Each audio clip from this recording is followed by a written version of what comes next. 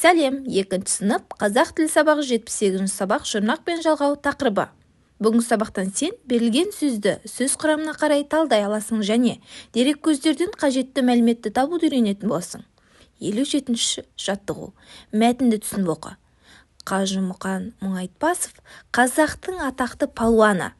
Ол әлемнің бірнеше дүркін жеңімпазы.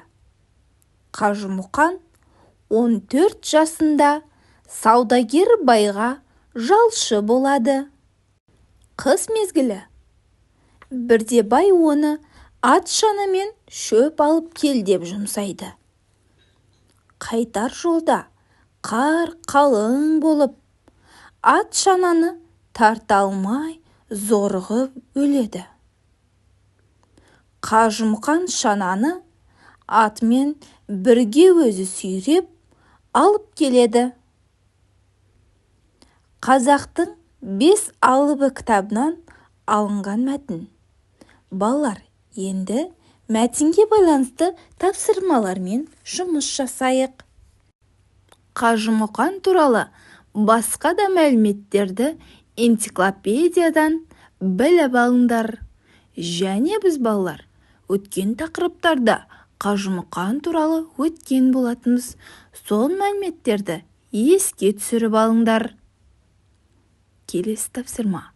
Қарамен жазылған сөздегі жұрнақ пен жалғауды ажырат.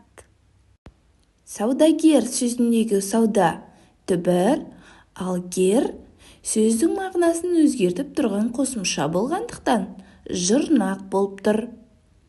Жалшы сөзіндегі жал түбір, ал сөздің мағынасын өзгертіп тұрған шы қосымшасы жұрнақ болып тұр. Келесі сөз шанамен. Шана сөздің түбірі болып тұр, ал мен сөзбен сөзді байланыстырып тұрған қосымша болғандықтан жалғау болып тұр. 58-ші жаттығу. Сөйлемдерді көшіріп жаз. Қажымұқан қазақтың атақты палуаны. Ол әлемнің бірнеше дүркін жеңімпазы. Балалар, әр сөйлемдегі қарамен жазылған сөздерді сөз құрамына талда. Қарамен жазылған сөздер палуаны. Бұл сөздің түбірі палуан, ал жалғау болады. Келесі қарамен жазылған сөз жеңімпазы. Жеңімпазы сөзінің түбірі жең, жеңім деп тұрған бұл жердегі жалғау. Паз қосымшасы жеңім сөзіне жалғанып, сөздің мағынасын өзгеріп тұр, яғни жеңімпаз. Демек бұл жұрнақ болады. Ал енді қосымшасы жалғанып, жеңімпазы сөзбен сөзді байланыстырып тұр. Демек бұл жалғау болады. 59-ші жаттығу. Өлеңді жатқа жаз. Палуан-ау, палуан, әдіскерсің, алуан, жекпе-жекке шығасың, қайсың бұрын жығасың. Өлеңнің авторы Тұрысбек Еділбаев. Балалар, енді осы өлеңге байланысты берілген тапсырмалармен жұмыс жасайық. Қарамен жазылған сөзді сөз құрамына қарай талда. Өлеңдегі қарамен жазылған сөз әдіскерсің сөзі. Бұл сөздегі түбір әдіс. Ал оған жалғанып тұрған кер сөздің мағынасын өзгерткендіктен жұрнақ болады. Әдіскер сің, ал сің қосымшасы сөз бен сөзді байланыстырып тұрғандықтан жалғау болады. Келесі сұрақ. Палуан сөзіне бірнеше жалғау жалғап айт. Үлгі. палуандар. Палуанды, палуаны, палуанға, палуан мен, палуанның, палуандай, палуаннан, палуанда. 60-шы жаттығу. Жұмбақты оқып, шешуін тап. Ойынды бұзсаң күш қылып, тоқтатады ысқырып.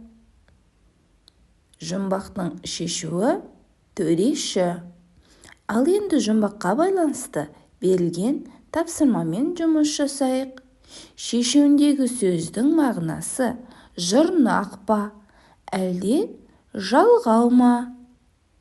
Төреші сөзіндегі түбір төре, ал ші ол жұрнақ болып табылады. Шығармашылық үзіліс. 61-ші жаттығу. Тәжірибе жаса. Кітап сөзіне пен, хана қосымшаларын жалғап көр. Қай сөздің мағынасы өзгерді? Неліктен деп ойлайсың?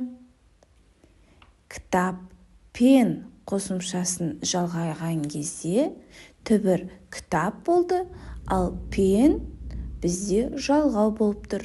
Өйткені кітап сөзінің мағынасы өзгерген жоқ. Сөз бен сөзді байланыстыратындай болып тұр.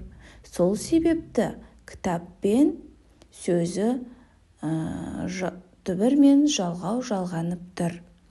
Ал кітапхана сөзіндегі түбір кітап, хана қосымшасы қосылып, кітап сөзі кітапхана сөзіне мағынасы өзгеріп тұр. Демек, мағынасы өзгеріп тұрғандықтан, бұл жердегі хана қосымшасы жұрнақ болып тұр. Демек, жұрнақ сөздің мағынасын өзгертеді, ал жалғау тек қана сөзбен сөзді байланыстыратын қосымша екен. Балалар, зерттеу барысында түбір сөзге жұрнақ жалғанса, сөз мағынасы өзгеретініне көзіңді жеткіздің. Ал түбір сөзге жалғанған жалғау сөзбен сөзді байланыстыратынына тәжірибе арқылы байқап көрдіңдер. Жарайсыңдар балалар, өте жақсы. Бүгінгі сабақ түсінікті болса, видеоға лайк басыңдар және каналға тіркеліп алыңдар.